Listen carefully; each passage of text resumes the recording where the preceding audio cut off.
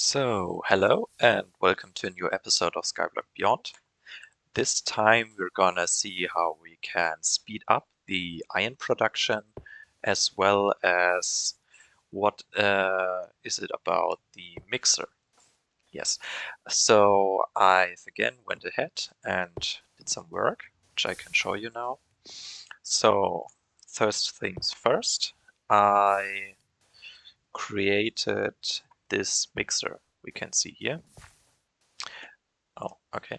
Um, yeah, as you can see here for the mixer, because the mixer needs 25 torque, which cannot be transferred by a simple wooden gearbox. Yeah, the wooden gearbox can only transfer 20 torque. So I had to upgrade to a gearbox tier 2, which needs an aluminum frame and tin gearing. To make these ones cheaper again, I created the mechanical assembler tier 2, which has a recipe like this. So the other piston we got last time, I used together with some tin gearing, lead frames, and aluminum plates to upgrade it to the tier 2. So yeah, with that we can get all the lead frames and tin gearings cheaper. Okay, something broke. Yeah. Yeah, with that, I created the gearbox tier 2, which is surrounded by 5 windmills, each producing +6 torque, which, yeah, 5 times 6 is 30, which is more than 25, so this mechanical mixer will be powered. Alright, so what did I use it for? Is of course the question. As it says here, we can mix small piles to powders, and small piles again can be obtained by just hammering crushed ore again, and this will turn it into small piles. And these small piles we can put in here, and those will be turned into powder. Yeah, there. This powder again we can use to create alloys.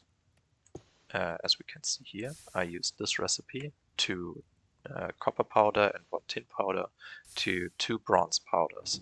So as we can see here, we get 2 bronze powders for 3 potential ingots, which is better than the 3-to-1 ratio from before.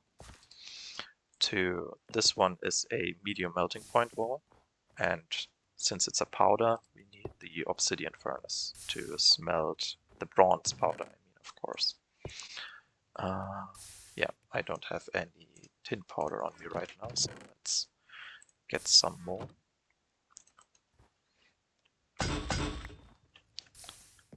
Okay. Yes, that's the main thing I did. The other thing, as you can see here, I replaced all the manual block interactors with mechanical ones because I got sick of all the tools breaking all the time. So this one still needs a tool to assign the correct machine, like the stone hammer turns this into a breaker. But it won't consume the tools anymore. So yeah, that's a big win. I also upgraded the block placers so that they work more reliable, constantly every 5 seconds and not with a chance of 50%. So yeah, that's that. Yeah, let's quickly turn some of this into bronze. We will need quite a lot of it later on. Alright. Yeah, that's that. I left the lava generation running all the time so that we can get more netherrack, which will be needed for the upgrade of the netherrack furnace. And I also created a bunch more obsidian so we can increase our smelting capabilities for low and medium melting point powders and ores and so on. Alright, so as I said, oh yeah, one more thing. As you saw here, if I sneak, I can see the torque value, and this is because I have the engineer's lens on me. You can craft it with early game materials. You can see the recipe in here with tar, oak wood, and some glass. And this will allow you to see individual torque values, as well as if you look at a gearbox, you can see the torque values of all the connected machines, which is summed up. And so you have a nice overview if you're using more torque or producing enough. So yeah. Yeah. Okay. Good. So with that out of the way, I wanted to start upgrading the iron setup here. So let's do that by first of all, we need the bricks heater. So we need a bricks furnace. Let's craft one of those quickly. 1, 2, 3, 4, 5, 6, 7, 8. Yes. So a furnace. Nope.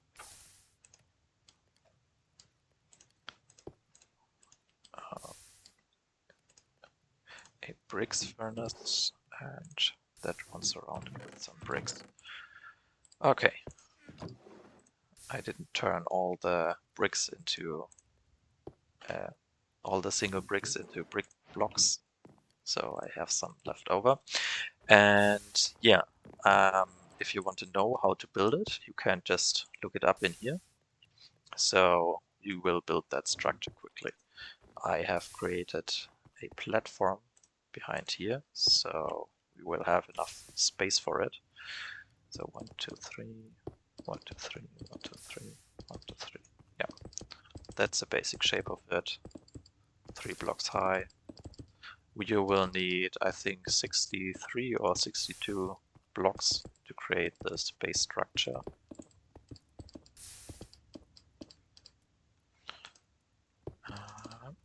Okay, yeah, that's it. And the bricks heater needs to go down here. Okay, perfect. So let's quickly make ourselves some stairs and relocate those furnaces on top of that.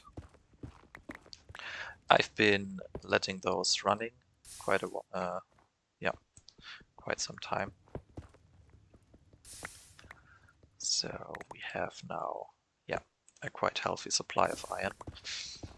I'd really recommend to always leave it running because, as I said in the last episode already, it's relatively slow, so it's a good idea to, keep it running continuously.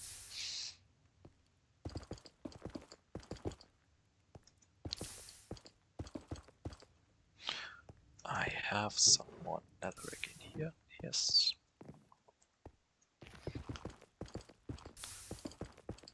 And, placed. Yes, okay, let's see. Okay, down here it has registered correctly.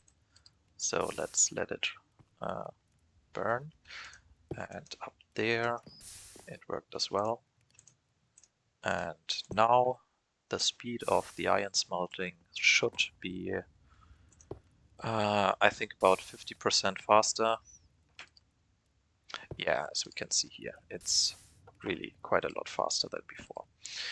Okay, if we want to upgrade it even further, we can also top it off with a smokestack, which I need some brick stairs for. And what else? Oh yeah, I wanted some ladders. So we don't have to use this ugly staircase. Okay.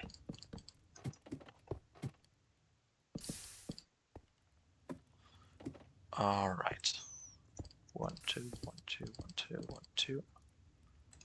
And this one, like so. Okay, if it's built correctly, it should be starting to, yes, you should see some smoke rise from it. So this is the improved iron smelting setup. which will be quite a bit faster than the old one. So yeah, it also looks quite cool. And yeah, thanks for watching. I think that's it for this episode. So goodbye. See you in the next one.